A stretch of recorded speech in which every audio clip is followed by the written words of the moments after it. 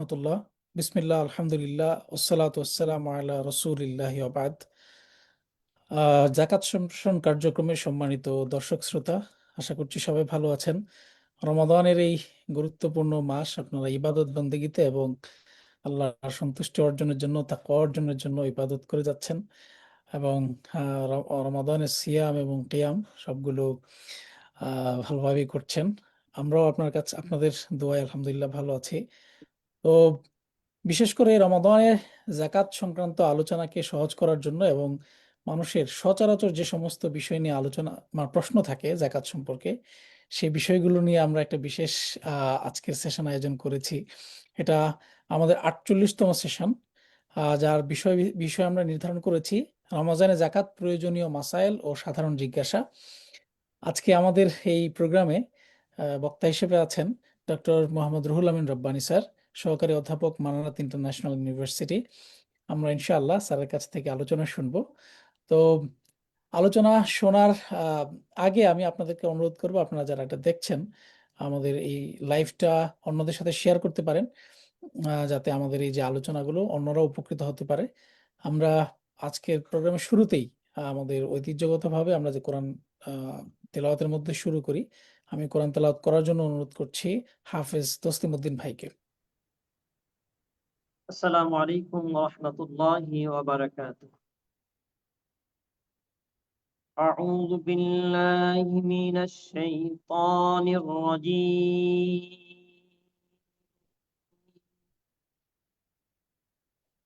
বিসমিল্লাহির রাহমানির রহিম।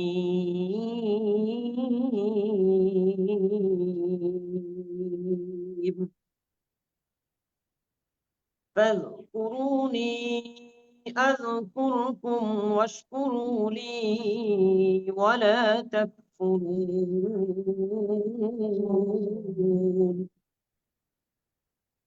يا أيها الذين آمنوا استعينوا بالصبر والصلاة إن الله مع الصابرين.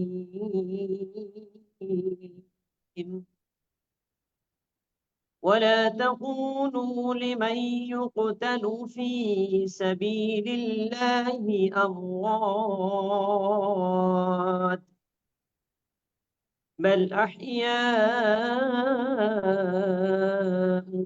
ولكن لا تشعرون.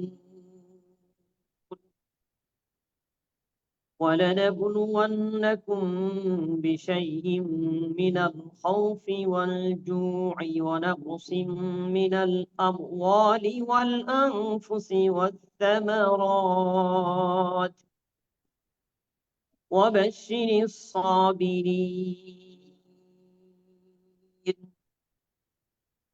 الذين إذا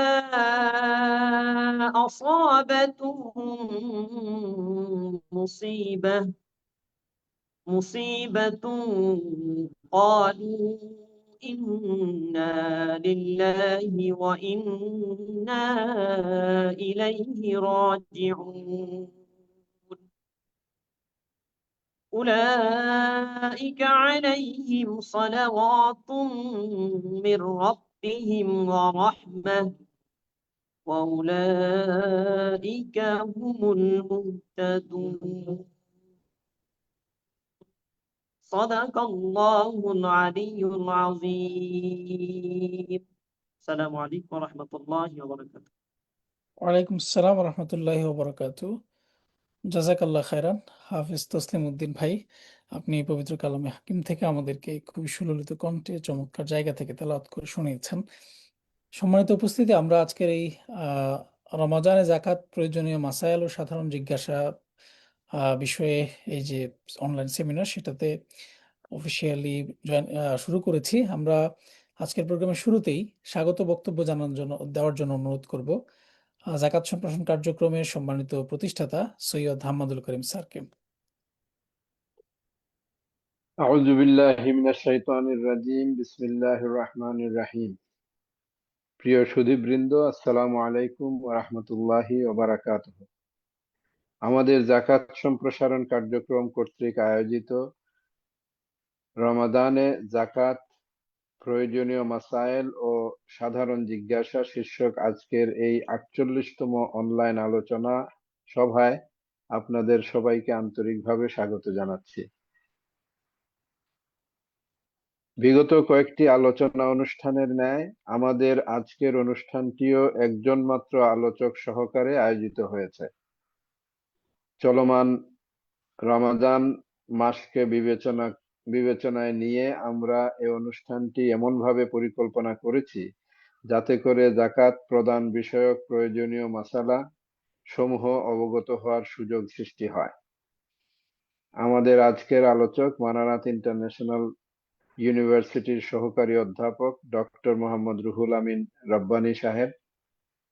উনি প্রায়শই আমাদের অনুষ্ঠানগুলোতে উপস্থিত থেকে মূল্যবান বক্তব্য দিয়ে থাকেন। আমি তাকে আমাদের আজকের সভায় উপস্থিত হওয়ার জন্য আন্তরিকভাবে স্বাগত জানাচ্ছি। অন্যান্য বারের মতো এবারও আমি সবাইকে স্মরণ করিয়ে দিতে চাই যে ইতিমধ্যে আমরা জাকাতের বিভিন্ন বিষয়ের উপর প্রচার, প্রশিক্ষণ এবং প্রয়োগ বিষয়ক নানাবিধ কার্যক্রম পরিচালনা করার চেষ্টা করে আসছি। তারই অংশ হিসাবে আমরা নিয়মিতভাবে জাকাতের বিভিন্ন তাত্ত্বিক ও প্রায়োগিক বিষয়াদির উপর অনলাইন আলোচনা সভার আয়োজন করছি। তবে এতে প্রদত্ত যে কোনো বক্তব্যের জন্য বক্তা নিজেই দায়িত্বশীল থাকবেন। আমরা সশরীরেও এ ধরনের আলোচনা সভা করে থাকি। স্থানীয়ভাবে কেউ উদ্যোগ নিলে আমরা তাতে সহযোগিতা করার চেষ্টা করব। এখানে বিশেষভাবে উল্লেখ্য যে আমাদের জাকাত সম্প্রসারণ কার্যক্রম সরাসরি জাকাত আহরণ অথবা বিতরণে সম্পৃক্ত নয়। আমাদের ব্যাপারে আরো জানার জন্য আপনারা আমাদের ওয়েবসাইট www.zakatpromotion.org প্রদক্ষিণ করতে পারেন অথবা আমাদের সাথে সরাসরি যোগাযোগ করতে পারেন। আমরা এই কাজে সকলের সহযোগিতা প্রত্যাশা করি।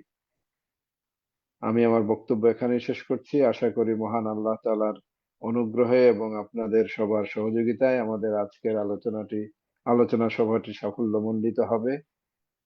সবাইকে আবারও স্বাগতম। আল্লাহ হাফেজ।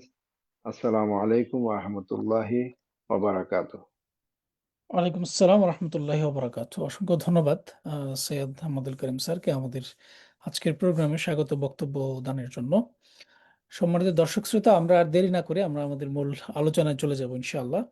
যেমনটি আপনারা জেনেছেন যে আজকের এই প্রোগ্রামে আমাদের আলোচক হিসেবে আছেন ডক্টর মোহাম্মদ রুহুল আমিন রব্বানী স্যার, সহকারী অধ্যাপক মানারাত ইন্টারন্যাশনাল ইউনিভার্সিটি। আসসালামু আলাইকুম রহমতুল্লাহ। স্যার কেমন আছেন? ওয়ালাইকুম আসসালাম রহমতুল্লাহ বরকাত। আলহামদুলিল্লাহ, ভালো। আপনারা কেমন আছেন? আলহামদুলিল্লাহ ভালো আছি স্যার। তো রমজানের এই গুরুত্বপূর্ণ সময় আমাদের সময় দিয়েছেন, আপনাকে ধন্যবাদ। ইনশাআল্লাহ আমরা আজকে আমাদের আলোচনায় চলে যাব। আমরা যেহেতু রমাদানে অনেকগুলো বিষয় নিয়ে আমরা কথা বলছি নিয়মিত আমাদের এই সেমিনার এবং অনলাইন আলোচনাগুলোতে, আমরা প্রথমে যেটা আপনার কাছে জানতে চাবো যে যেহেতু এটা রমজান মাস এবং এই রমজান মাসে আসলে অনেকের একটা ধারণা থাকে এই রমজান মাসেই কি জাকাত দিতে হবে কিনা। আমরা যদি একবারে এই সাধারণ প্রশ্নটা দিয়ে শুরু করতে চাই যে আসলে জাকাত কি রমজান মাসেই আদায় করতে হবে কিনা, বা অন্য সময় দেওয়া যাবে কিনা, বা কোন সময় দেওয়াটাই উচিত? আলহামদুলিল্লাহ, আলহামদুলিল্লাহ, ওয়াসসালাতু ওয়াসসালামু আলা রাসূলিল্লাহ ওয়া আলা আলিহি ওয়া সাহবিহি আজমাইন। জাকাত সম্প্রসারণ কার্যক্রমের আজকের এই অনলাইন আলোচনার সম্মানিত সভাপতি এবং জাকাত সম্প্রসারণ কার্যক্রমের সম্মানিত প্রতিষ্ঠাতা সৈয়দ আহমদুল করিম স্যার, সম্মানিত উপস্থাপক এবং যারা আমাদের এই লাইভ সম্প্রচার বিভিন্ন জায়গা থেকে অংশগ্রহণ করেছেন বা পরবর্তীতে যারা শুনবেন, সকলকে আন্তরিক অভিনন্দন জানাচ্ছি, মোবারকবাদ। আসলে পবিত্র রমজান মাস যখন আসে তখন বাংলাদেশে একটা ভিন্ন আবহ তৈরি হয়। মসজিদগুলোতে নামাজীর সংখ্যা যেমন বৃদ্ধি পায়, তেমনি সামাজিক প্রেক্ষাপটেও একটা ভিন্ন পরিবেশ বিরাজ করে। রমাদানের যে অর্থনীতি রয়েছে, রমাদানের অর্থনীতিতে জাকাতের বিষয়টি যথেষ্ট গুরুত্ব পায়। যদিও জাকাতের লেনদেন বছরের যে কোনো সময় হতে পারে, কিন্তু অঘোষিতভাবে আমরা দেখি যে রমজান মাসেই দাতা ও গ্রহীতাগণের মধ্যে সিংহভাগ লেনদেন হয়ে থাকে। তো আসলে যে প্রশ্ন দিয়ে আমরা শুরু করেছি, যে সেটা হচ্ছে যে জাকাত রমাদান মাসে দিতে হবে কিনা। সহজভাবে বললেই যে আসলে জাকাত রমাদান মাসে দেওয়া বাধ্যতামূলক নয়। জাকাত যেটা করতে হবে, আরবি বা চন্দ্র মাস, চন্দ্র বছর হিসাব করে বছরের যে কোনো সময় আমরা জাকাত দিতে পারবো।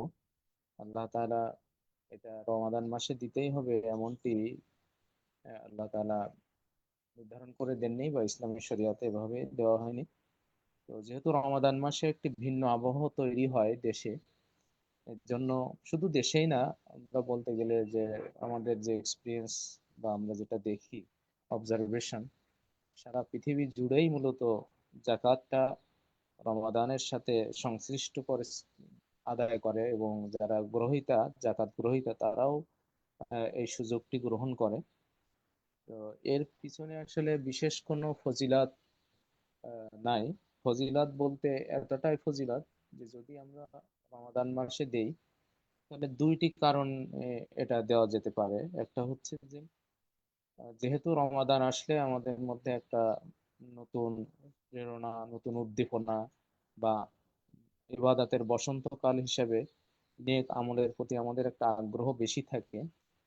এই সময় যদি জাকাতটা আদায় করা হয়, তাহলে আমাদের হিসাব রাখাটা সুবিধা হয়ে যায়, যে আমি তো গত বছর রমাদানে দিয়েছিলাম, এবার আবার রমাদানে জাকাতটা দিব। তো রমাদান আসার সাথে সাথে আমাদের মাথায় বা আমাদের ব্রেনে একটা নক করে আমাদের, যে জাকাত দেওয়ার সময় এসে গেছে। দ্বিতীয়ত আরেকটি হচ্ছে, রমাদানের মধ্যে নেক আমলগুলোর যে সওয়াব আল্লাহ তাআলা বহু গুণে বৃদ্ধি করে থাকেন, যেটা হাদিসের মধ্যে এসেছে। তো জাকাতের মতো ফরজ ইবাদত যদি আমরা এই সময়ে আদায় করি, তাহলে আমাদের যে সওয়াবের পরিমাণটা বহু গুণে বৃদ্ধি পাবে।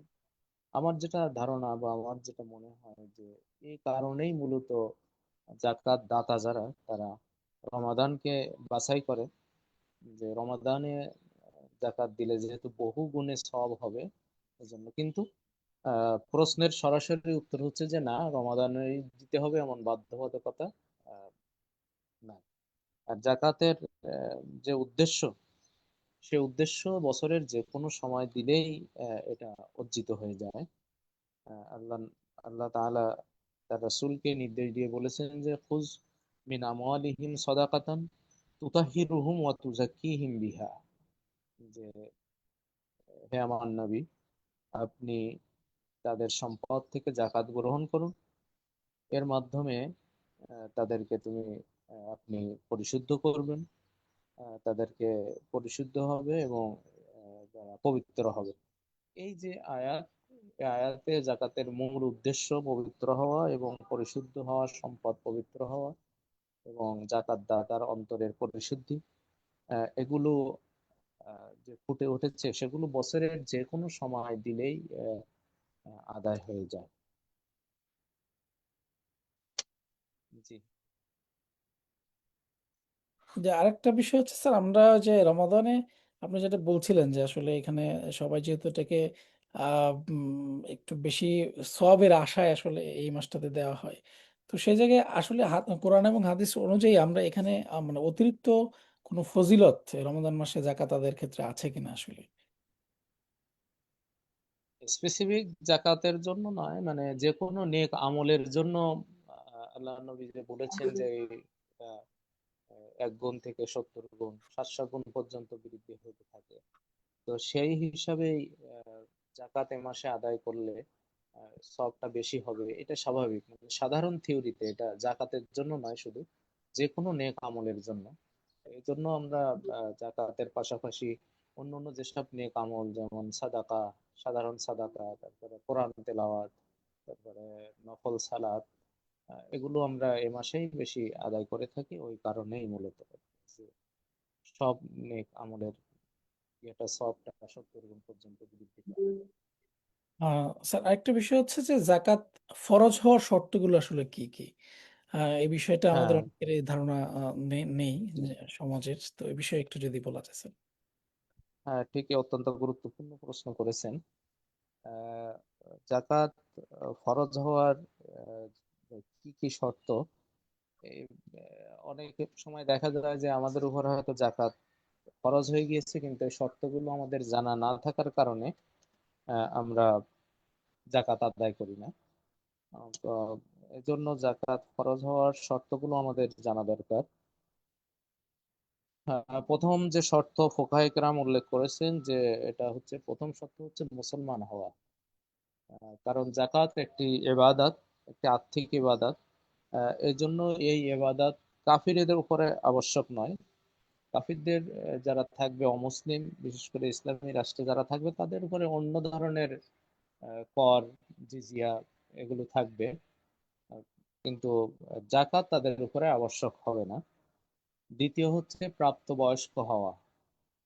আহ, যিনি জাকাত প্রদান করবেন তাকে অবশ্যই প্রাপ্তবয়স্ক হতে হবে। কারণ যে যার প্রাপ্তবয়স্ক যে হয় নাই বা বালেগ যে হয় নাই, তার আসলে আহ, যেহেতু তার উপরে শরীয়তটাও ওভাবে প্রযোজ্য নয়, এই জন্য তার জাকাত দেওয়াটাও তার উপরে আবশ্যক নয়।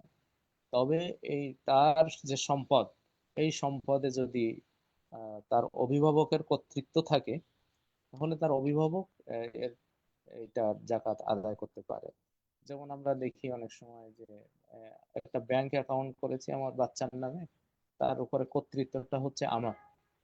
তো আহ, যদি এমন শর্ত থাকে যে ওই সম্পদ আমি ব্যবহার করতে পারবো, উইথড্র করতে পারবো আমার সন্তান ছাড়া, আমার বাচ্চা ছাড়া, তাহলে ওখানে তার অভিভাবক তার জাকাত আদায় করতে পারে। আর যদি ওই কর্তৃত্বটা এককভাবে সন্তানের উপরে থাকে যে সে বালেগ না হওয়া পর্যন্ত এই সম্পদ এভাবে অন্য কেউ ব্যবহার করতে পারবে না, সে বালেগ হওয়ার পরে সে সম্পদ ব্যবহার করবে, তখন বা সে বালেগ না হওয়া পর্যন্ত ওই সম্পদের উপরে তার জাকাত দেওয়ার প্রয়োজনীয়তা হবে না। তৃতীয় হচ্ছে জ্ঞানবান হওয়া, আকল থাকা। তার অর্থ হচ্ছে যে পাগল যে, যার সাধারণ জ্ঞান বা কমন সেন্স নাই, বিবেক বিবেক বুদ্ধিহীন যে পাগল, তার উপরে জাকাত ওয়াজিব হবে না। আহ, তো ওই ব্যক্তির উপরে আহ, জাকাত ওয়াজিব হবে না, কারণ হচ্ছে যে তার, যেহেতু সে, তার সুস্থ মস্তিষ্ক নাই, এইটা তার কতটুকু জাকাত দিতে হবে, কি দিতে হবে না দিতে হবে, এগুলো বোঝার মতন ক্ষমতা তার নাই। আর তার উপরেও যেহেতু শরীয়ত অর্পিত হয় না, মুকাল্লাফ সে যেহেতু না, এজন্য তাকেও জাকাত দিতে হবে না। এরপরে আরেকটি শর্ত হচ্ছে যে জাকাত আহ উম, যে সম্পদের উপরে জাকাত হয়, অর্থাৎ নিসাব পরিমাণ সম্পদের মালিক হওয়া। নিসাব পরিমাণ সম্পদ কি, এটা তো আমরা সবাই কম বেশি জানি যে আহ, জাকাতেবল অ্যাসেট যেগুলো আছে, এইগুলো যে নিসাব শরীয়ত নির্ধারণ করেছে, এ বিষয়ে আমরা পরবর্তীতে আরো বিস্তারিত কথা বলবো। আমি সংক্ষেপে আপনাকে প্রশ্নটা অ্যান্সার দিচ্ছি যে নিসাব পরিমাণ সম্পদের মালিক হতে হবে। ফোকাহে কেরাম আরো একটা শর্ত করেছেন যে ওই ব্যক্তি স্বাধীন হতে হবে। অর্থাৎ যারা দাস বা কোনো গোলাম যদি হয়, তার উপরে এই জাকাত ওয়াজিব হবে না। আর জাকাত ফরজ যে হয়েছে, এই জ্ঞানটা তার উপরে থাকতে হবে। এই জ্ঞান যদি তার না থাকে, তাহলে আহ, তার উপরে জাকাত আবশ্যক হবে না। এটা আমাদের যে ফতোয়া আলমগীরি যেটাকে বলি, অর্থাৎ আল ফতোয়া আল হিন্দিয়া, বাদশাহ আলমগীরের সময়ে যে ফতোয়াটি লিপিবদ্ধ হয়েছিল ভারত উপমহাদেশে, এখানেও এ বিষয়ে বিস্তারিত আলোচনা করা হয়েছে যে তার যার উপরে জাকাত ওয়াজিব হবে, তার অবশ্যই জানা থাকতে হবে যে তার উপর জাকাত ওয়াজিব হয়েছে।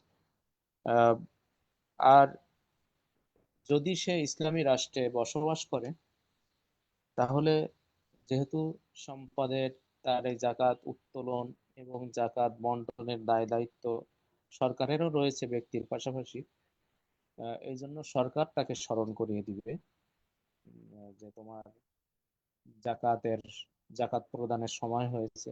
যেমন আধুনিক রাষ্ট্র ব্যবস্থায় আমরা যেমন দেখি যে আমাদের যখন ইনকাম ট্যাক্স দেওয়ার সময় আসে, তখন সরকার আমাদেরকে বিভিন্নভাবে জানিয়ে দেয় যে আপনার ইনকাম ট্যাক্স দেওয়ার সময় এসেছে। ওভাবেই ইসলামী রাষ্ট্রের সরকারের দায়িত্ব কর্তব্য হচ্ছে যে জাকাত আবশ্যিক হওয়ার পর তাকে জানিয়ে দিতে হবে যে আপনার জাকাত আদায় করতে হবে। তো এই জাতীয় শর্ত রয়েছে। আরেকটা হচ্ছে যে নিসাব পরিমাণ যে সম্পদের মালিক, এই মালিকানাটা কমপক্ষে 1 বছর তার কাছে স্থায়ী হতে হবে।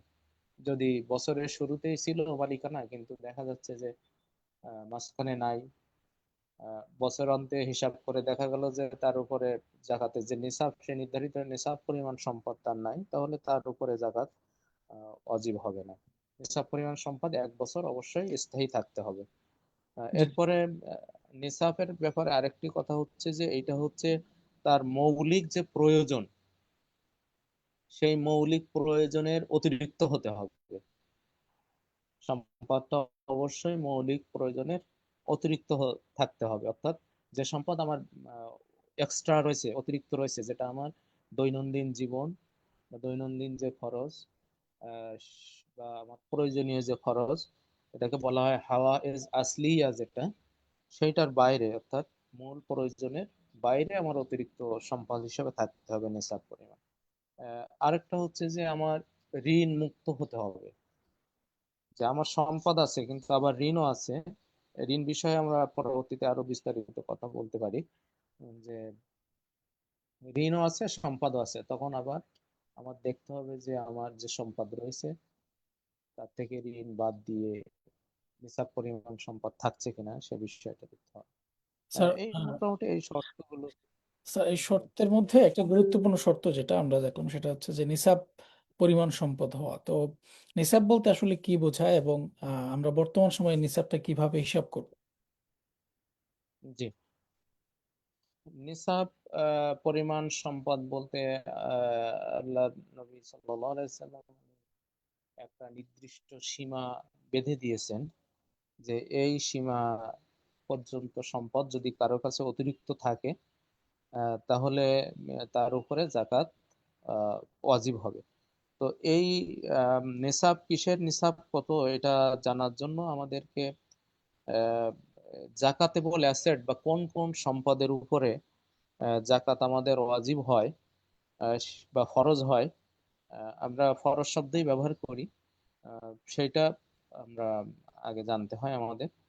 সেটা হচ্ছে যে প্রথমত স্বর্ণ রৌপ্য, এরপরে দ্বিতীয় হচ্ছে যে আমাদের যদি ব্যবসায়িক সম্পদ থাকে, তারপরে আমাদের যদি পশু সম্পদ থাকে, আমাদের যদি ভূ সম্পদ থাকে, তারপরে নগদ অর্থ বা ব্যাংক ব্যালেন্স এগুলো যদি থাকে, এসব কিছু থেকে আমাদের জাকাত আদায় করতে হয়। তো আমরা স্বর্ণ রৌপ্যের বিষয়ের দিকে যদি আমরা যাই প্রথমে, তাহলে দেখি যে স্বর্ণ যদি 20 মিসকাল, আরবিতে হাদিসের মধ্যে মিসকাল শব্দটা এসেছে, যার পরিমাণ বর্তমান সময়ে আমাদের 7.5 ভরি বা 7.5 তোলা, আর আধুনিক গ্রামের পদ্ধতিতে আমাদের আসে হচ্ছে 85 গ্রাম।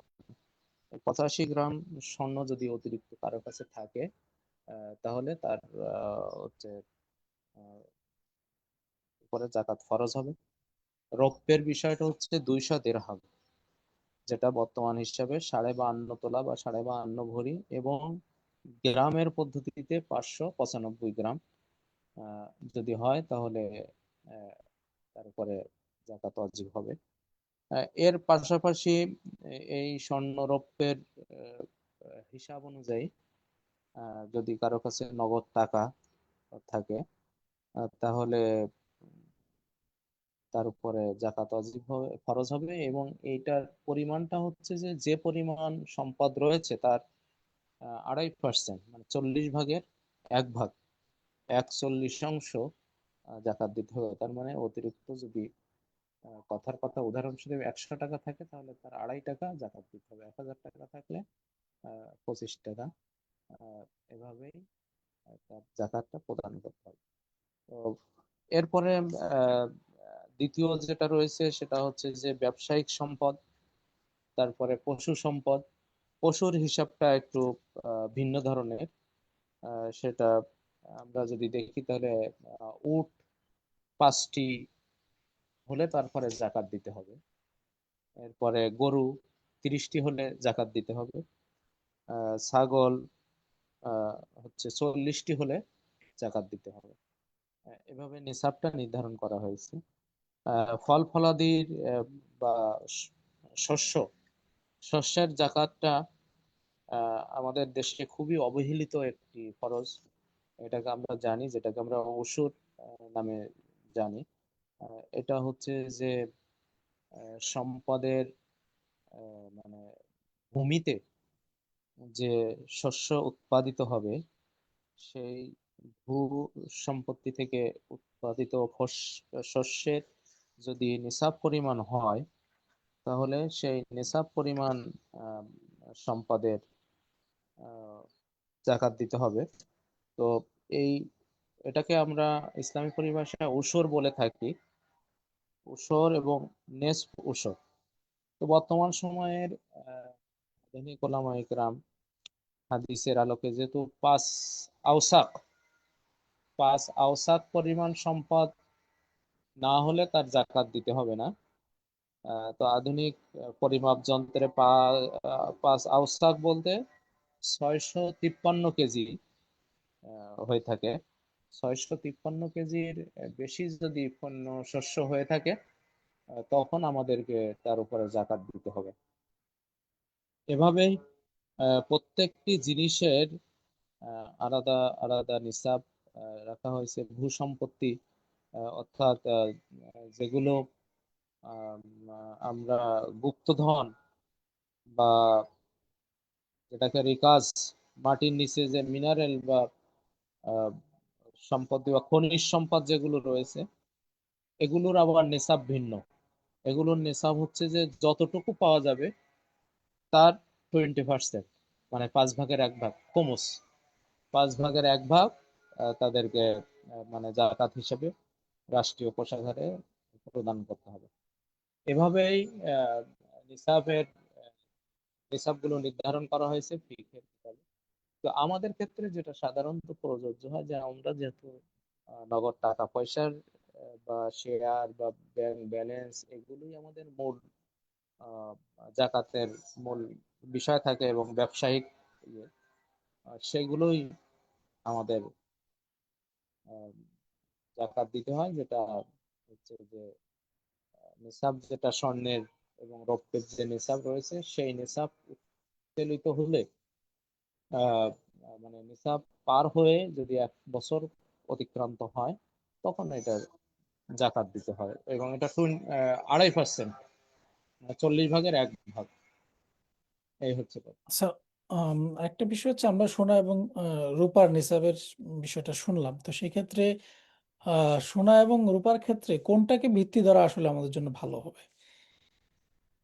হ্যাঁ, এটা তো আসলে অত্যন্ত গুরুত্বপূর্ণ একটা প্রশ্ন। এই কারণে যে আল্লাহ রসুল সাল্লাম যখন স্বর্ণ এবং রৌপ্যের ভিন্ন ভিন্ন নিসাব নির্ধারণ করেছিলেন, তখন আসলে মানগত দিক থেকে ওই 52 তলার যে মান ছিল, 7.5 তলা স্বর্ণের সেই একই মান ছিল।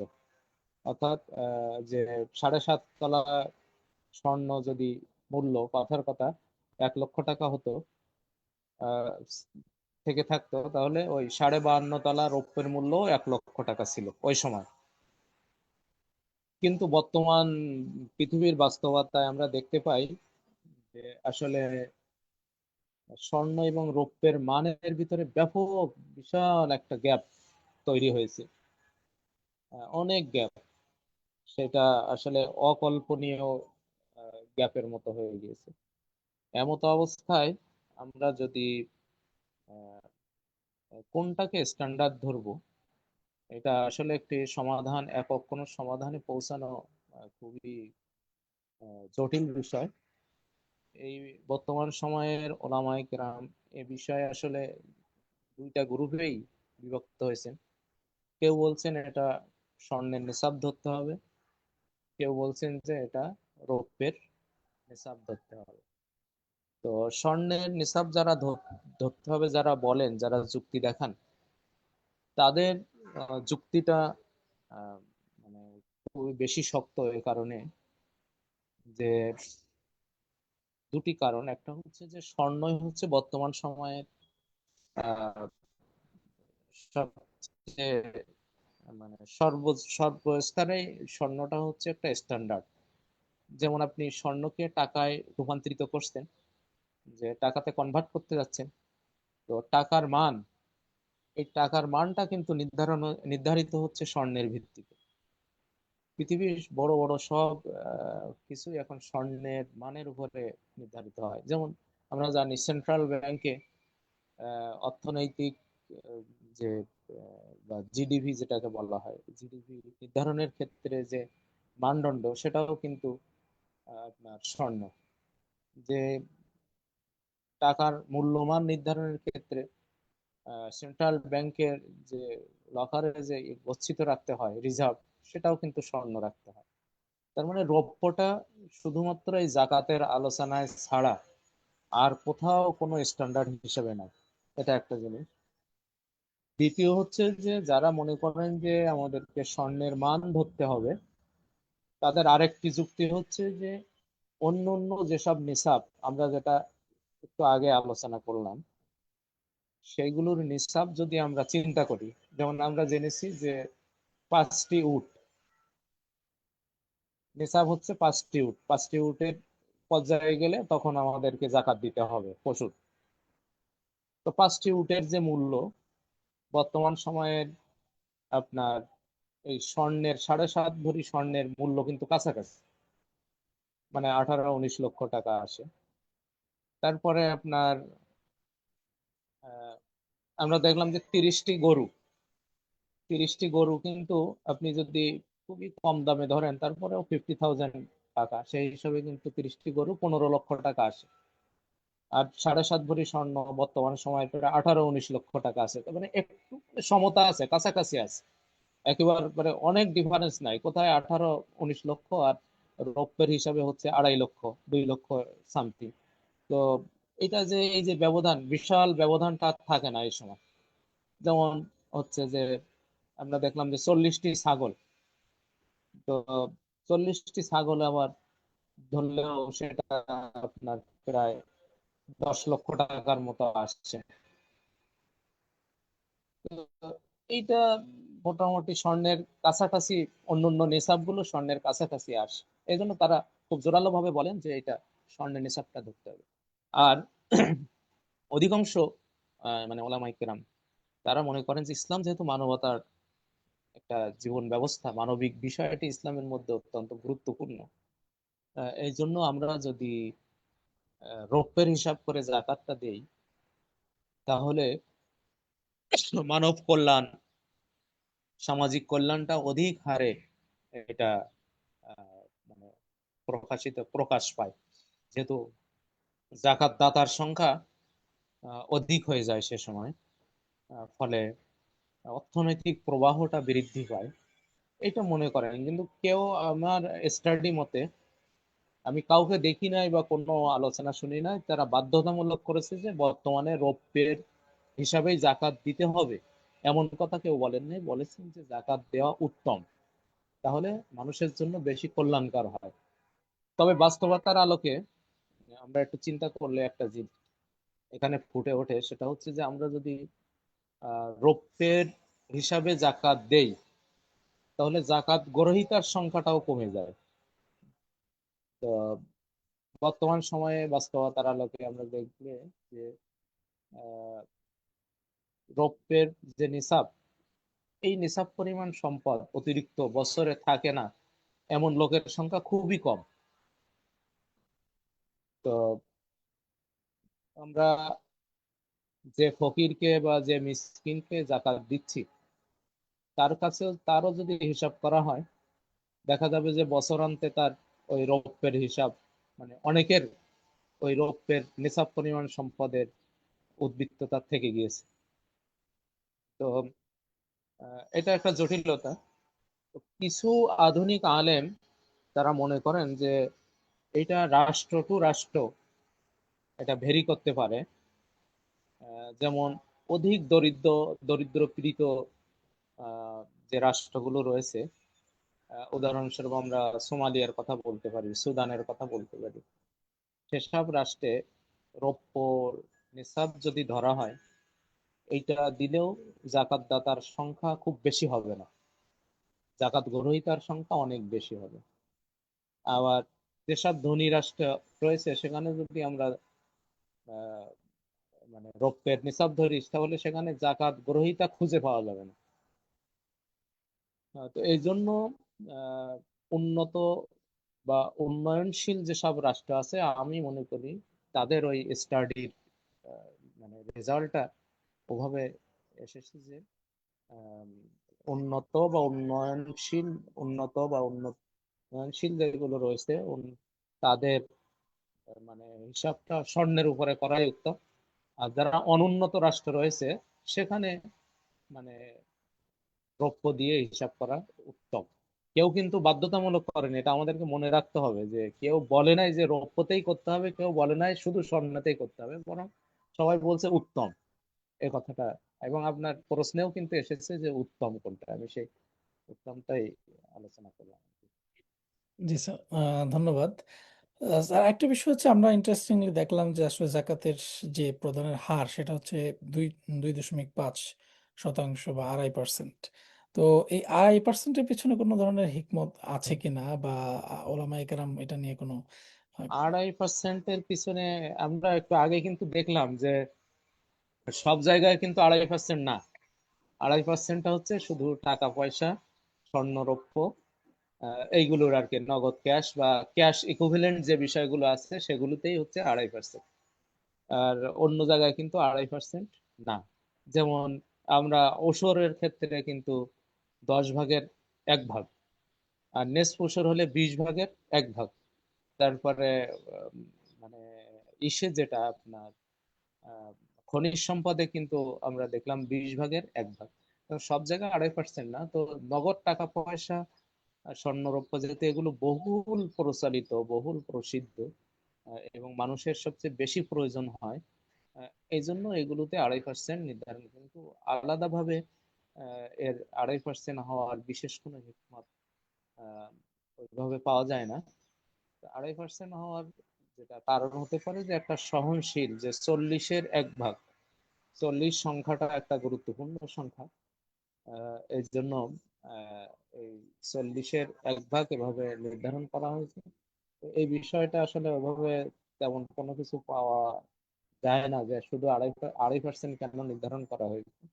এটা আল্লাহু আলাম, যে আল্লাহ তাআলাই সবচেয়ে ভালো জানেন যে তিনি কেন এখানে 2.5% নির্ধারণ করেছেন। স্যার, আরেকটা বিষয় হচ্ছে আমরা অলরেডি অনেকগুলো বিষয়, অনেকগুলো যেই সম্পদের উপর জাকাত দিতে হয় সেগুলো উল্লেখ করেছি। তারপরে একবারে স্পেসিফিক ভাবে যদি বলেন যে কোন কোন সম্পদের উপর জাকাত ফরজ হয়, ধরে ধরে স্যার। প্রথম তো হচ্ছে যে স্বর্ণ রৌপ্য, জি স্যার। এটার উপরে তো হবেই। এরপরে ক্যাশ, ক্যাশ ইকুইভ্যালেন্ট যে জিনিসগুলো রয়েছে, ব্যবসায়িক সম্পদ, ব্যবসায়িক পণ্য যেগুলো রয়েছে সেগুলোর উপরে। এরপরে পশু সম্পদ, এরপরে কৃষি সম্পদ, এরপরে খনিজ সম্পদ, এসব গুলোর উপরে জাকাত আসবে। আমরা আসলে আমাদের আহ, সমাজে, আমাদের দেশের ধারণাগত কারণে আমরা মনে করি যে, মনে হয় শুধু টাকা পয়সার উপরেই জাকাত আসবে, কিন্তু না, টাকা পয়সার বাইরেও আমাদের অন্যান্য সম্পদের উপরে আসে। বিশেষ করে উসুরের ব্যাপারে আমরা, বা ভূসম্পত্তির যে জাকাত, এইটার উপরে আসলে আমরা খুবই গাফেল বা খুবই অমনোযোগী। আমাদের যে ভূসম্পত্তিতে এত ধরনের আহ, ফসল উৎপাদিত হয়, মেট্রিক টন, টন কি টন আমাদের ধান, তারপরে রবি শস্য, তারপরে ফলমূল, এগুলো উৎপাদিত হচ্ছে, কিন্তু আমরা এটা জাকাত আদায় করি না। এগুলো জাকাত আদায় করা উচিত।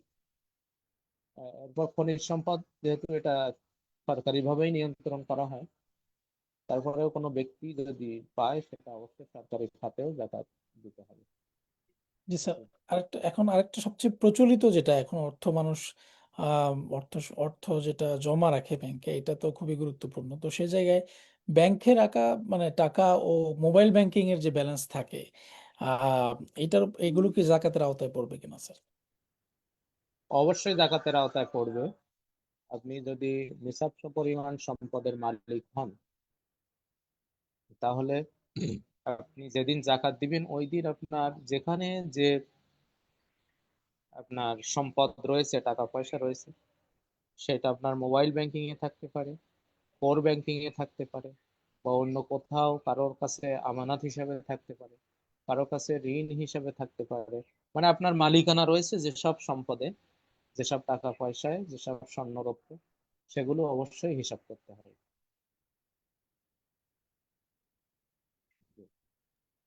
জি স্যার। আমরা আরেকটা বিষয়, সেটা হচ্ছে যে আসলে জাকাত দাতাদের একটা বড় অংশ হচ্ছে ব্যবসায়ী যারা আছেন। তো জি জি। ব্যবসায়ীদের জাকাত হিসাব করার মানে সহজ পদ্ধতিটা আসলে কি? অনেকে এটাকে অনেক জটিল মনে করেন, বা এটা সহজ করে অভিজ্ঞতার আলোকে আসলে আপনি কিভাবে পরামর্শ দিবেন? হ্যাঁ, ব্যবসায়ের জাকাত, জাকাতের যে সম্পদ রয়েছে তার মধ্যে একটা অন্যতম গুরুত্বপূর্ণ পার্ট হচ্ছে এই জাকাত। এই জাকাতের আহ, হিসাব আসলে ব্যবসার ধরন অনুযায়ী ভিন্ন ভিন্ন হতে পারে। তবে সাধারণ নীতিমালা যেটা, সেটা হচ্ছে যে আপনার যে ব্যবসায়িক পণ্য যেগুলো রয়েছে, সেই পণ্যগুলো আপনার হিসাব করতে হবে, পণ্যগুলোর ভ্যালু হিসাব করতে হবে। আপনার স্থায়ী সম্পদ যেগুলো রয়েছে সেগুলোর হিসাব প্রয়োজন হবে না। তো পণ্যগুলোর হিসাব করে সেইগুলো যদি নিসাব পরিমাণ সম্পদের বেশি হয়, তাহলে তার উপরে জাকাত দিতে হবে। উত্তম পদ্ধতি হচ্ছে যে আমাদেরকে যখন আমরা ব্যবসা শুরু করব, সেই সময়ে আমার এখানে কি কি পণ্য আছে, সেই পণ্যের মূল্য কত, এবং 1 বছর পরে যে সেইটার মূল্য কত আসলো বা কি পরিমাণ আসলো, তার উপরে ই করতে হবে। আর এক্ষেত্রে অনেকেই একটা কথা এখানে গুরুত্বপূর্ণ বলে বলে রাখা, সেটা হচ্ছে যে অনেকেই যারা বলেছেন যে রৌপ্যের হিসাবে জাকাত, মানে রৌপ্যের হিসাবে জাকাত হিসাব করা ভালো, তারাও কিন্তু বলেছেন যে ব্যবসায়িক ক্ষেত্রে রৌপ্য নয়, বরং স্বর্ণের নিসাব ধরতে হবে। তা না হলে একজন খুদে ব্যবসায়ী যে আহ, তার উপরেও জাকাত চলে আসতে পারে, যেটা আসলে তার জন্য তার ব্যবসায়িক কারণে রিস্ক হয়ে যেতে পারে। এজন্য ব্যবসার জাকাত হিসাবের ক্ষেত্রে অবশ্যই আমাদেরকে স্বর্ণের নিসাব ধরতে হবে। শুধু ব্যক্তিগত জাকাতের ক্ষেত্রে স্বর্ণ রৌপ্য দুইটাই ধরার সুযোগ আছে, দুইটাই হিসাব করার সুযোগ আছে। জি। জি স্যার। আরেকটা বিষয় হচ্ছে যে আমরা দেখলাম যে যে মানুষ যেটা ব্যবহার করে, নিজের ব্যবহারের যে জিনিসপত্র, এইটার তো জাকাত নেই, আপনি যেমনটা উল্লেখ করলেন। তো এর কোনো শরীর কোনো কারণ আছে কিনা, হিকমত আছে কিনা? না, শরীয়ত জাকাতের মূলনীতিটা হচ্ছে যে প্রয়োজনের অতিরিক্ত সম্পদের উপরে জাকাত দিতে হবে। মানুষ যেগুলো ব্যবহার করে এগুলো হচ্ছে প্রয়োজনের কারণে, এগুলো প্রয়োজনীয়। আর মানুষের প্রয়োজনগুলো 3 ধরনের। এটা সবাই মোটামুটি কম বেশি জানা আছে সবার। প্রয়োজনগুলো 3 ধরনের। একটা হচ্ছে হাজিয়াত, একটা হচ্ছে, প্রথমটা হচ্ছে জরুরিয়াত, অর্থাৎ এমন প্রয়োজন যেগুলো ছাড়া মানুষের জীবন বিপন্ন হয়ে যায়, জীবন চলে না। দ্বিতীয় নম্বর যেটা, সেটা হচ্ছে হাজিয়াত, অর্থাৎ এমন প্রয়োজন যেগুলো ছাড়া জীবন চলে কিন্তু জীবনের গতিধারা ঠিক থাকে না, জীবনের ছন্দ পতন হয়। 3 নম্বর হচ্ছে যে তাহসিনিয়াত, মানুষের সৌন্দর্য বৃদ্ধি পায় এমন কিছু প্রয়োজন রয়েছে। একটা উদাহরণ দিলে আমরা এটা সহজে বুঝতে পারবো। যে আমরা আহ, জানি যে আল্লাহ তাআলা 70 টাকা খরচ করেছেন, এটা একটা জরুরিয়াতের পর্যায়ভুক্ত। তো আমি যদি সাধারণ কোনো কাপড় দিয়ে, এমনকি যদি আমি বস্তা দিয়েও আমার সতর ঢাকি, তাহলে কিন্তু আমার জরুরিয়াতটা আদায় হয়ে যায়। তাহলে আমার আর মানে এই ফরজিয়াতটা আমার রক্ষা পায়, এটা ছুটে যায় না। কিন্তু আহ, এই এইটা হলো জরুরিয়াত, কিন্তু আমি তো ওই বস্তা পরে বা একেবারে সাধারণ কাপড় পরে আমি ঘরের বাইরে আসতে পারবো না, এমনকি মসজিদেও যেতে পারবো না। তাহলে একটা ন্যূনতম মানসম্পন্ন একটা পোশাক পরিধান করা আমার জন্য প্রয়োজন। এই প্রয়োজনটা হচ্ছে হাজিয়াত। তো এই প্রয়োজন পূরণ করার পরও আমরা সবাই চাই যে, যেহেতু আল্লাহ তাআলা সুন্দর, তিনি সৌন্দর্যকে পছন্দ করেন এবং আল্লাহ বলেছেন যে খুযু যিনাতাকুম ইনদা কুল্লি মাসজিদ, যে প্রত্যেক সালাতের সময় তোমরা তোমাদের সুন্দর সুন্দর পোশাক পরিধান করো, সৌন্দর্যকে গণ্য করো। তো সুন্দর কোন পোশাকটা পরলে আমাকে সুন্দর দেখাবে সেটা আমরা চিন্তা করি। এজন্য আমরা কেউ মনে করি যে আমার এই যে ১,৫০০ টাকা দামের যে জামা, এটা যেহেতু আমার কেনার সামর্থ্য রয়েছে, এইটা পরলে মনে হয় আমার সুন্দর লাগবে। আবার কেউ মনে করে যে ৩,০০০ টাকা দামের যে জামা, এইটা যেহেতু আমার কেনার সামর্থ্য রয়েছে, সুতরাং আমি এইটা কিনলে মনে হয় আমার সুন্দর লাগবে। এই তিন ধরনের প্রয়োজনের কারণেই, এই তিন ধরনের প্রয়োজনের জন্য যা যা দরকার সেইগুলো বাদ দিয়েই আমাদেরকে জাকাত, আমাদের উপর জাকাত খরচ করা হয়েছে। এই জন্যই মূলত এই যে সম্পদগুলোকে জাকাতের বাইরে রাখা হয়েছে। জি। স্যার, একটা গুরুত্বপূর্ণ বিষয় হচ্ছে আমাদের সমাজে তো অনেকের ঋণ থাকে, বিশেষ করে যারা বড় ব্যবসায়ী থাকেন, অনেক সম্পদের মালিক, তাদেরও অনেক ঋণ থাকে। তো ঋণগ্রস্ত হলে জাকাতটা আসলে কিভাবে একজন মুসলিম হিসাব করবেন? তো এখনকার সময় তো এটা আসলে খুবই প্রিভিলেন্ট যে অনেকের বড় বড় ঋণ খুবই, থাকে। জি স্যার। জি জি, হ্যাঁ, এটা খুবই গুরুত্বপূর্ণ একটা বিষয়। এক্ষেত্রে আসলে দুইটি বিষয়, একটা হচ্ছে যে ব্যক্তিগত ঋণ আর একটা হচ্ছে ব্যবসায়িক ঋণ।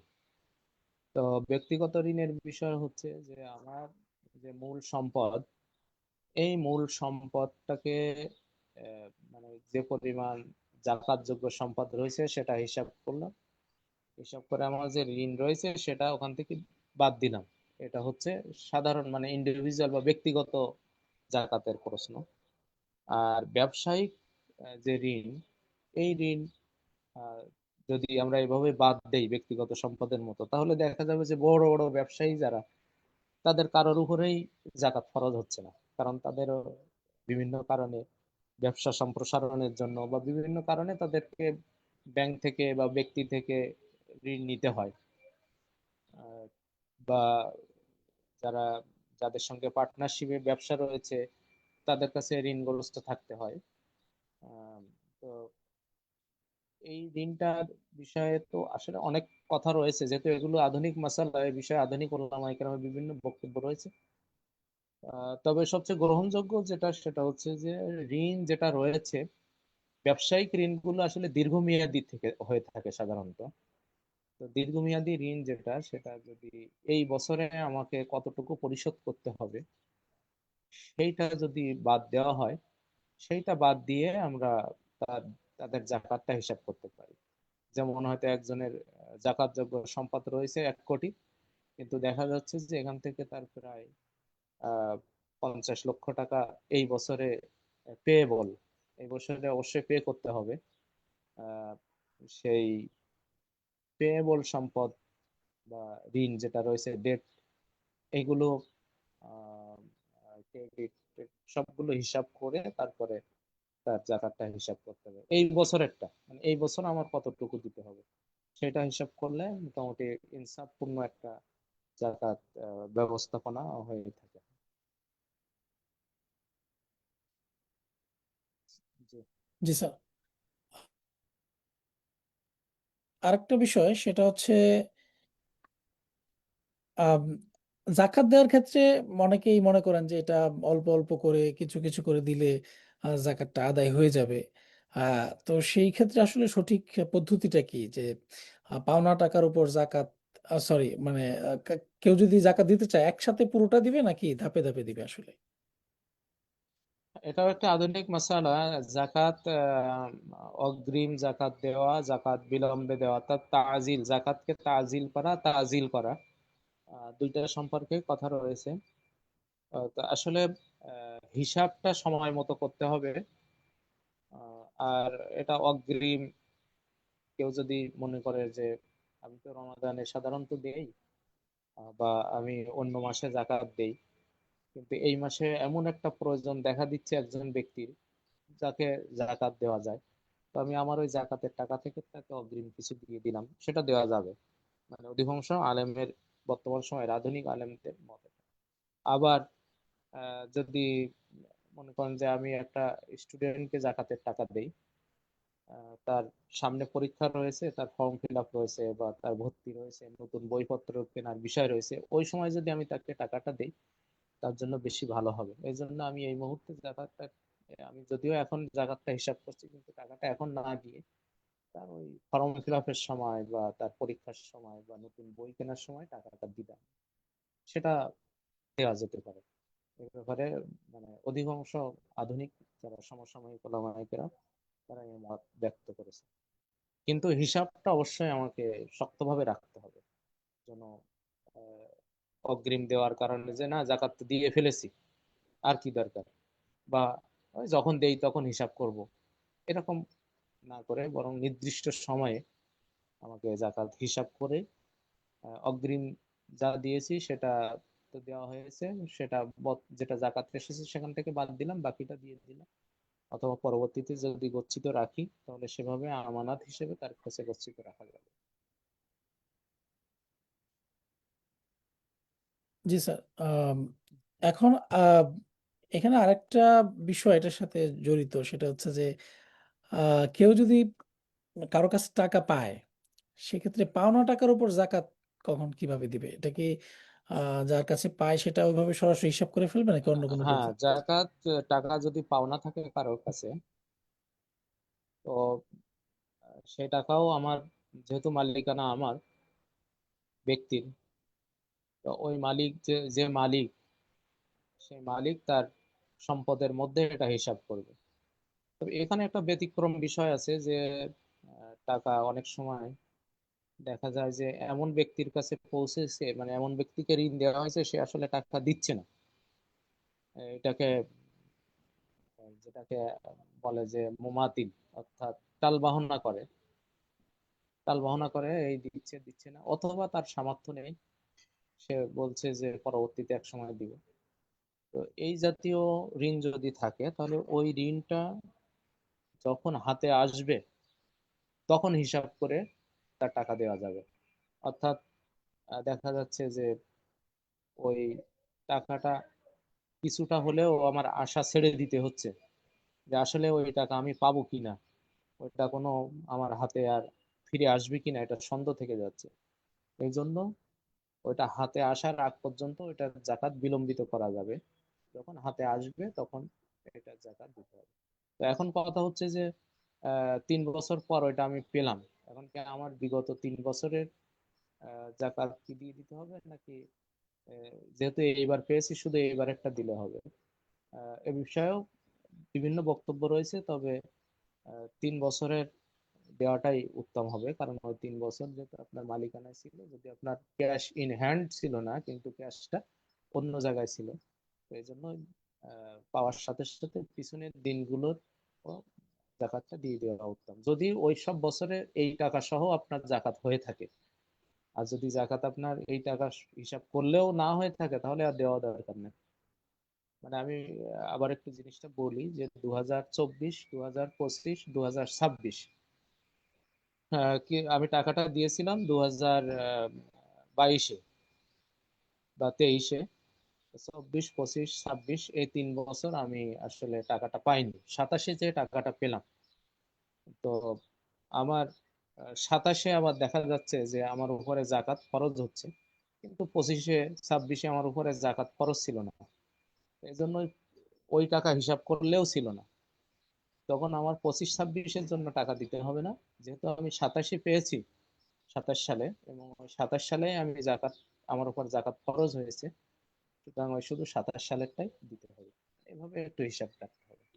জি স্যার, ধন্যবাদ বিষয়টা ক্লিয়ার করার জন্য। আরেকটা হচ্ছে, আমাদের সমাজে আমরা জাকাত দেই, যে জাকাতের খাতগুলো আছে বা যাদেরকে দেই, সেক্ষেত্রে কাদেরকে দেওয়া যাবে না, এটা যদি আমরা একটু আলোচনা করি, যে মানে সাধারণত মানুষ যে ভুলগুলো করে আর কি, যাদেরকে দেয়, এরকম কোনো বিষয় আছে কিনা? জাকাত কাদেরকে দিতে হবে এটা আল্লাহ তাআলা স্পষ্টভাবে কোরআনের মধ্যে 8টি খাত উল্লেখ করেছেন। এই 8টি খাতের মধ্যে যে কোনো এক খাতে দিতে হবে, বা আট আট খাতে মানে ভাগ করে দিতে পারেন আপনি 8 খাতে, মানে 8 খাতের মধ্যেই থাকতে হবে। আপনি ইচ্ছা করলে যে কোনো এক খাতে সব জাকাত দিতে পারেন, আবার ইচ্ছা করলে সব খাতে দিতে পারেন। এর বাইরে আমাদের সমাজে বেশ কিছু থাকে, ভুল ভ্রান্তি থাকে, যে জাকাতের টাকা দেওয়া নিয়ে। যেমন কোনো প্রতিষ্ঠানকে আমরা মনে করি যে এটা তো ভালো কাজ, তাহলে মসজিদে মনে হয় জাকাত দেওয়া যাবে। মসজিদে জাকাত দেওয়া যায় না, মাদ্রাসায় জাকাত দেওয়া যায় না। জাকাত দিতে হয় মাদ্রাসার গরিব স্টুডেন্টদেরকে, বা গরিব কর্মচারী যারা রয়েছে, কর্মকর্তা যারা রয়েছে, যারা জাকাতের উপযুক্ত। ওই যে আল্লাহ প্রথম যে দুইটা খাত উল্লেখ করেছেন, ফুকারা ওয়াল মাসাকিন, এই দুই খাতের অধীনে যারা রয়েছে, এমন ফকির বা এমন স্টুডেন্ট যদি থাকে, তাহলে তাদের সহযোগিতার জন্য আহ, আপনি জাকাত দিতে পারেন। কিন্তু মাদ্রাসার বিল্ডিং করার জন্য, বা মাদ্রাসার উন্নতির জন্য, বা আপনার মসজিদের জন্য জাকাত দেওয়া যাবে। তারপরে আরেকটি হচ্ছে যে আহ, এমন কাউকে জাকাত দেওয়া যাবে না যার উপর আপনার অভিভাবকত্ব রয়েছে। যেমন হচ্ছে আমার ছেলে, আমরা ছেলে আলাদা থাকে, বাবা আলাদা থাকে, তো এই জন্য ছেলেকে জাকাত দেওয়া, এটা দেওয়া যাবে না। বা ছেলে বাবাকে জাকাত দিতে পারবে না। তারপরে মানে যার উপরে অভিভাবকত্ব রয়েছে তার উপরে জাকাত দেওয়া যাবে। কেউ তো একটু মানে আরো এগিয়ে শর্ত আরোপ করেছেন যে যারা ওয়ারিশ, ওয়ারিশকে জাকাত দেওয়া যাবে না, কারণ ওয়ারিশ অনেক সময় হচ্ছে যেহেতু তার উপরে অধিকার রয়েছে, এজন্য তার জাকাত দেওয়া যাবে না। তবে কিছু কিছু ওয়ারিশ রয়েছে যারা ভিন্ন ভিন্ন থাকে। যেমন আপনার বোন, তার বিয়ে হয়ে গিয়েছে, সে তার শ্বশুর বাড়িতে থাকে, তার হাজবেন্ডকে মানে অসচ্ছল হওয়ার কারণে তাকে জাকাত দেওয়া যেতে পারে, এভাবে হতে পারে। কিন্তু যে আপনার অধীনে যে বোন রয়েছে, মানে আপনার অভিভাবকত্বে রয়েছে, এখন আপনার একই সঙ্গে আছেন, একই সঙ্গে আপনি খাচ্ছেন, একই সঙ্গে থাকছেন, তাকে আলাদাভাবে জাকাত দেওয়া যাবে না। এই জন্য জাকাত দেওয়ার ক্ষেত্রে অবশ্যই অভিজ্ঞজনের পরামর্শ নেওয়া উচিত, যাতে করে জাকাত যে খাতগুলো আল্লাহ তাআলা নির্ধারণ করেছে, এই খাতের বাইরে কোথাও যেন আমরা জাকাত না দিই। আর কোনো ফকির মিসকিন যখন কাউকে জাকাত দিতে হবে, তখন অবশ্যই মালিকানাটা তাকে সাব্যস্ত করে দিতে হবে। কারণ আল্লাহ তাআলা কোরআনের আয়াতে বলছে লিল ফুকারা, লাম শব্দ দিয়ে, লি দিয়ে আল্লাহ তাআলা ফকির, মিসকিন, ওয়াল আমিলিন আলাইহা ওয়া মুআল্লাফাতু কুলুবুহুম, এই চারটি খাতকে আল্লাহ আলাদা করেছেন যে এদেরকে মালিকানাধীন, মালিক বানিয়ে দিতে হবে সম্পদের। অর্থাৎ এই ফকির মিসকিনকে পূর্ণ মালিকানা ওই জাকাতের টাকায় দিয়ে দিতে হবে, যেন সে ইচ্ছা করলে যেভাবে ইচ্ছা সেভাবেই সে এটার আহ, মালিকানার যে কর্তৃত্ব, সেই কর্তৃত্বটাকে ব্যবহার করতে পারে। আর অন্য যে চারটি বাকি যে চারটি খাত রয়েছে, এগুলো ওই খাতে দিলে হবে। যেমন হচ্ছে সেখানে আল্লাহ তাআলা ফি শব্দ আহ, ব্যবহার করেছেন। আহ, সেখানে মানে ওই সেক্টরে যদি আমরা দেই, যেমন ফি সাবিলিল্লাহ, তারপরে রয়েছে হচ্ছে আহ, দাস, মানে বন্দি মুক্তির ক্ষেত্রে, এই সমস্ত জায়গায় যদি আমরা মানে সেক্টর ভাগ করে দেই, তাহলে সেক্টরে দেওয়া যাবে, এখানে কাউকে মালিক বানিয়ে দেওয়া শর্ত নয়। আহ, এই জন্য আমাদেরকে জাকাত দেওয়ার ক্ষেত্রে অবশ্যই আমি এই প্রসঙ্গে একটা বিশেষ আহ, দৃষ্টি আকর্ষণী দিতে চাই। সেটা হচ্ছে যে আমরা যারা রৌপ্যের নেশাব আহ, হিসাব করে জাকাত দিব, যেহেতু ওলামায়ে কেরাম এটাকে দেওয়া বৈধ এবং ভালো মনে করেন যে অধিক অধিক মানুষ জাকাত পাবে, তো এটা দেওয়ার সময় অবশ্যই আমাদেরকে জাকাত কাকে দিচ্ছি এটা একটু হিসাব করতে হবে। কারণ আপনি মনে করতেছেন এ মাদ্রাসায় পড়ে, বোর্ডিং এ থাকে, লিল্লা বোর্ডিং এ, একে জাকাত দিয়ে দিই। তো আপনার একটু খোঁজ নিতে হবে যে ওই যাকে জাকাত দিচ্ছেন তার মায়ের ওই ওখানে গহনা আছে কিনা, ওই রৌপ্যের হিসাবে তাদের উপরে জাকাত চলে আসছে কিনা, এভাবে একটু হিসাব করে দিতে হবে।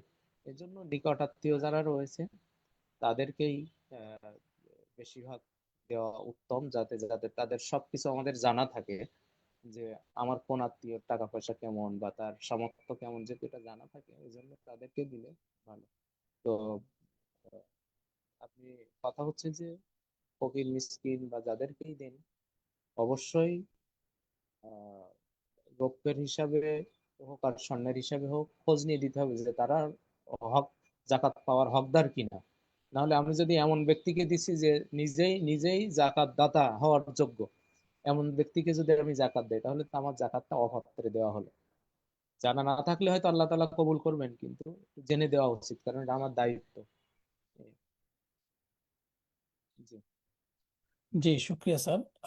আরেকটা বিষয় হচ্ছে যে জাকাত দেওয়ার ক্ষেত্রে নিয়ত করাটা, যে নিয়তটা আসলে কিভাবে করতে হবে, এটার কোনো, যেমন আমরা অনেক সময় বলি যে নিয়ত মুখে উচ্চারণ করে করা, এটা আরবিতে করা, অনেক ধরনের মানুষের মধ্যে পারসেপশন থাকে।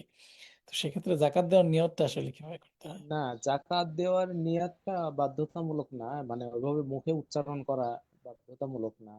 হুম। মুখে উচ্চারণ করা ক্ষেত্রে হজ এবং উমরার নিয়াতটা উচ্চারণ করা বাধ্যতামূলক, আর বাকিগুলো কেউ বাধ্যতামূলক বলেননি। মানে বলছে যে, কেউ বলছে যে এভাবে করলে অ্যাটেনশনটা ভালো আসে, হ্যাঁ উত্তম হতে পারে, এভাবে বলছেন, কিন্তু নিয়াত করতে হবে, নিয়াতটা বাধ্যতামূলক। তবে মুখে উচ্চারণ করা বাধ্যতামূলক হচ্ছে শুধুমাত্র হজ এবং উমরার যে ইহরামের যে নিয়ম, ইয়েটা ওইটা। আর বাদ বাকিগুলো হচ্ছে যে মনের ইরাদা, মনের ইচ্ছাটাকে, যে আমি এটা, এই যে টাকাটা দিচ্ছি এটা জাকাত হিসেবেই তাকে দিচ্ছি। আর আর এভাবে যদি মনে মনে যদি ঠিক করে নেয়, তাহলে কোনো সমস্যা নেই, হবে ইনশাল্লাহ। জি, আরেকটা বিষয় হচ্ছে স্যার, অনেকে জাকাত এবং সদাকার মধ্যে পার্থক্য করতে পারেন না। দেখা গেল যে জাকাত ফরজ, তার উপরে তিনি একটা জিনিস মানে হিসাব টিসাব ছাড়াই কোনো একটা কিছু একজনকে দিয়ে দিলেন, সেটা তো জাকাত আদায় হচ্ছে না। তো সেক্ষেত্রে জাকাত ও সদকার মৌলিক পার্থক্যের জায়গাটা যদি একটু সহজ করে বলতেন। জাকাত এবং সাদাকা, আসলে সাদাকা শব্দটা ব্যাপক। যদি আমরা ওই লিটারালি শাব্দিক অর্থের দিকে যাচ্ছি না, আমাদের সমাজে একটা প্রচলিত যেটা আছে সেটা নিয়েই কথা বলি। জাকাত হচ্ছে যেটা ফরজ, আল্লাহ ফরজ করেছেন আমাদের উপরে, এবং সেটা নিসাব পরিমাণ সম্পদের মালিক হলে শুধুমাত্র তার উপরে এটা ফরজ হয়, এবং এটা হিসাব করেই দিতে হবে, এবং হিসাবের আহ, কম করা যাবে না, বেশি করতে পারে, করা যেতে পারে, কিন্তু কম করা যাবে না, হিসাব যেন যথাযথ থাকে। সেটা করতে হবে, বাধ্যতামূলক। এবং সেটা অবশ্যই বছরান্তে আপনাকে হিসাব করেই দিতে হবে, এখানে কোনো ধরনের গাফিলাতি চলবে না। আর সাদাকা হিসাবে আমরা যেটা নফল সাদাকাকেই বুঝি, সেটা হচ্ছে যে এটার জন্য কোনো নেশাব নাই, এটার জন্য কোনো হিসাব নাই। এটা ব্যক্তি তার সামর্থ্য অনুযায়ী, হচ্ছে তার আহ, সামর্থ্য অনুযায়ী, এবং বছরের যে কোনো সময়, এটা যে 1 বছর পূর্ণ হতে হবে আমার সামর্থ্যটা, এরকম কোনো কিছু না, যে কোনো সময় দিতে মানে নফল। কিন্তু আপনি জাকাত এবং সাদাকার মধ্যে অবশ্যই পার্থক্য করতে হবে। আপনি জাকাতটা হিসাব করেই দিতে হবে, আর নফলটা আপনি হিসাব না করেও সাদাকা হিসাবে আপনি দিতে পারেন, এবং এটা দেওয়া বাধ্যতামূলক না আপনার উপরে, আপনি দিলে সওয়াবের অধিকারী হবেন, আল্লাহর নৈকট্য পাবেন। কিন্তু জাকাত দেওয়াটা বাধ্যতামূলক, এবং না দিলে গুনাহগার হবেন, এবং কিয়ামতে কঠিন শাস্তির বর্ণনা আল্লাহ তাআলা কোরআনে কারীমের মধ্যে উল্লেখ করেছেন। এই হচ্ছে আর মৌলিক পার্থক্য। জি স্যার, আরেকটা বিষয়, অনেকে রোজায় জাকাত দেন, তো তাদের প্রশ্ন থাকে এরকম যে রোজা কেউ রাখলো না, কিন্তু তিনি রোজার মধ্যে রমজানে জাকাত দিলেন, তাহলে তার জাকাত কবুল হবে কিনা? না, এটা অনেকেই করে প্রশ্ন, কিন্তু আসলে বিষয়টা হচ্ছে যে রোজা একটা আলাদা ইবাদত, জাকাত একটা আলাদা ইবাদত। রোজা যদি কেউ আহ, না রাখে, তার জন্য যে শাস্তি আল্লাহ নির্ধারণ করেছেন রোজা না রাখার, সে শাস্তি সে ভোগ করবে। আর জাকাত যদি আদায় করে, তো জাকাতের জন্য আল্লাহ তাআলা যে ওয়াদা করেছেন, সে ওয়াদা তার করবেন, এবং জাকাতের যে আবশ্যিকতা, সে আবশ্যিকতাটা তার থেকে আদায় হয়ে যাবে। এই হচ্ছে মানে পার্থক্য। তো রোজার সাথে জাকাতের কোনো সম্পর্ক নেই, যেমনটি আমরা শুরুতেই বলেছি যে রমাদানের সাথে কিন্তু জাকাতের সম্পর্ক নাই। কিন্তু আমরা রমাদানে জাকাত দেই দুটি কারণে, একটা হলো হিসাব রাখতে সুবিধা হয়, আর একটা হচ্ছে যে আমাদের নেকিগুলো ভ্যালু অ্যাড হতে থাকে, ভ্যালু অ্যাডেড হয়, যে কয়েক গুণে 70 গুণে বেশি হয়, এই জন্য। সুতরাং রোজা রেখে জাকাত দেওয়া তো অবশ্যই উত্তম, তাহলে দুইটা আমলই, দুইটা ফরজ আদায় হয়ে গেল। আর যদি রোজা না রেখে কেউ জাকাত দেয়, জাকাত আদায় হবে, রোজা না রাখার কারণে সে গুনাহগার হবে, রোজার আবশ্যকতা তার উপরে থেকে যাবে। জি স্যার, আমরা তো অনেকগুলো বিষয় আলোচনা করলাম। এর মধ্যে আমরা একবার শেষ দিকে চলে আসছি। আপনার প্রশ্ন, আপনার কাছ থেকে জানতে চাবো যে আপনার অবজারভেশনে যে জাকাত আদায়ে সবচেয়ে বেশি যে ভুলগুলো হয় সেগুলো যদি একবারে পয়েন্ট আউট করতেন হ্যাঁ, স্যার। এইটা আসলে খুবই গুরুত্বপূর্ণ এবং শেষের দিকে করেছেন, খুবই ভালো প্রশ্ন। এটা আসলে আমাদের সমাজের কালচারের কারণে এই জাকাত বিষয়টা একটু সমস্যা হয়ে গিয়েছে। আমরা জাকাতকে একটা করুণা মনে করে নিয়েছি, যে আমরা মনে করি যে এটা করুণা, কিন্তু আসলে আল্লাহ সুবহানাহু ওয়া তাআলা বলছেন ওয়াফি আমওয়ালিহিম হাক্কুন লিসসাইল ওয়াল মাহরুম, যে তাদের সম্পদে কিন্তু সায়েল যারা, মাহরুম যারা, তাদের আহ, অধিকার রয়েছে। তারপরে মানে এইটা অধিকার আল্লাহ হক সাব্যস্ত করে দিয়েছেন, কিন্তু আমরা এটাকে হক হিসাবে না দেখে করুণা হিসেবে দেখি। তো জাকাতের যে মূল উদ্দেশ্য, সেই উদ্দেশ্য আমাদের কালচারের কারণে ব্যাহত হয়।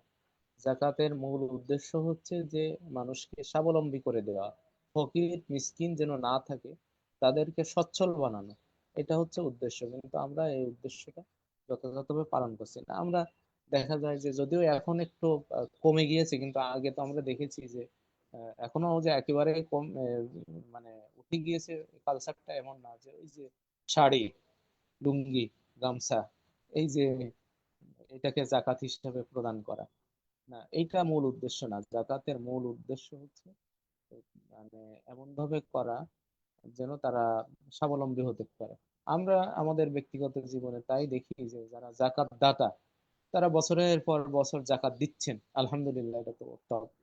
কিন্তু জাকাত গ্রহীতারা প্রজন্মের পর প্রজন্ম জাকাত নিচ্ছে।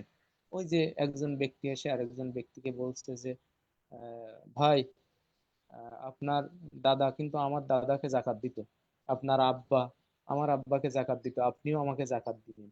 তার মানে কি, প্রজন্মের পর প্রজন্ম জাকাত গ্রহীতাই থেকে যাচ্ছে। ওই যে বছর শেষে কিছু লুঙ্গি বা কিছু টাকা বা কিছু জিনিসপত্র, বিষয়টা এমন না। জাকাতের মূল উদ্দেশ্য হচ্ছে মানুষকে স্বাবলম্বী করে দেওয়া। ইমাম মোহাম্মদ রহিমাহুল্লাহ, যিনি হানাফি মাযহাবের অন্যতম ইমাম, এবং শাফি মাযহাবের ইমাম বাজি সহ অনেকেই বলতে চাচ্ছেন যে মানুষকে এমন পরিমাণ জাকাত দেওয়া উচিত যাতে সে স্বাবলম্বী হয়ে যায় এবং সামনের 1 বছর পর্যন্ত তার আর কোনো অভাব না থাকে, এবং অথবা তাকে কোনো ব্যবসায়িক পুঁজি হিসেবে, তাকে ব্যবসায়িক পুঁজি সাপ্লাই দেওয়া, যাতে সে ব্যবসা করতে পারে এবং পরবর্তীতে তার জাকাত নেওয়া না লাগে। তো এই যে মূল উদ্দেশ্য, এই মূল উদ্দেশ্য আমরা যাতে মানে অর্জিত না হলে আমরা অন্যভাবে জাকাত দিলে আসলে এটা আমাদের জাকাতটা তার মূল মাকসাদ, মাকাসিদুজ জাকাত যেটা, সেটা অর্জিত হয় না। এই জন্য আমরা অবশ্যই চেষ্টা করব মানুষকে স্বাবলম্বী করে দেওয়ার। আমরা, আমাকে বেশি মানুষের দিতে হবে বিষয়টা এমন নয়। আমি যদি 10 জনকে জাকাত না দিয়ে যদি 2 জনকে আমি স্বাবলম্বী করে দিতে পারি, একটি গরু দিয়ে, একটি ভ্যান দিয়ে, বা একটা সেলাই মেশিন দিয়ে, তাহলে এইটা জাকাতের মূল মাকসাদের কাছাকাছি হবে। এটাই জাকাতের মূল উদ্দেশ্য হাসিল হবে। মানে জাকাত যে উদ্দেশ্যে আল্লাহ তাআলা খরচ করেছেন, সেটা অর্জন হবে। জি, জাজাকাল্লাহ খাইরান স্যার। আমরা প্রায় 20টারও অধিক প্রশ্ন, যেগুলো সচরাচর মানুষজন করে থাকে জাকাত সম্পর্কে, এবং অনেক ধরনের ভুল ধারণা যেগুলো আমাদের মধ্যে বিদ্যমান, সেগুলো নিয়ে আলোচনা করেছি। তো আশা করছি আমাদের যারা দর্শক আজকে অনুষ্ঠানটি দেখছেন বা সামনে দেখবেন, সবাই উপকৃত হয়েছেন বা হবেন। আর আমাদের এই জাকাত শিক্ষা কার্যক্রমের আমাদের সম্মানিত অতিথি আর মানে স্যার সময় দিচ্ছেন। আপনার জন্য আল্লাহর কাছে উত্তম জাযা কামনা করছি। রমাদান মাসে আর এই গুরুত্বপূর্ণ সময় আপনি আমাদের সময় দিয়েছেন, বারাকাল্লাহ ফিক, জাযাকাল্লাহ খাইরান। আর সামনেও ইনশাআল্লাহ আপনাকে পাবো, সেই প্রত্যাশা ব্যক্ত করছি স্যার। ইনশাআল্লাহ। জি। দর্শক, আপনাদেরকে ধন্যবাদ আমাদের সাথে থাকার জন্য। আপনারা আশা করছি আমাদের এই অনুষ্ঠানটা নিয়মিত দেখছেন। প্রতি মাসে আমরা জাকাত রিলেটেড একটি আলোচনা অনুষ্ঠান করে থাকি। এবং জাকাত নিয়ে আমাদের কাজগুলো দেখার জন্য আমরা স্বাগত বক্তব্য ইতিমধ্যে আপনারা শুনেছেন। পাশাপাশি আমাদের ফেসবুক পেজেও আমাদের ওয়েবসাইটের ঠিকানা আছে, ফেসবুকের ঠিকানা আছে, আপনারা ওখান থেকেও জাকাত সম্পর্কে নানান বিষয় জানতে পারেন। আপনারা ভালো থাকবেন, ইনশাআল্লাহ আমরা দেখা হবে পরবর্তী আলোচনায়। সে পর্যন্ত আসসালামু আলাইকুম ওয়া রাহমাতুল্লাহি ওয়া বারাকাতুহু। ওয়ালাইকুম আসসালাম ওয়া রাহমাতুল্লাহি ওয়া বারাকাতুহু।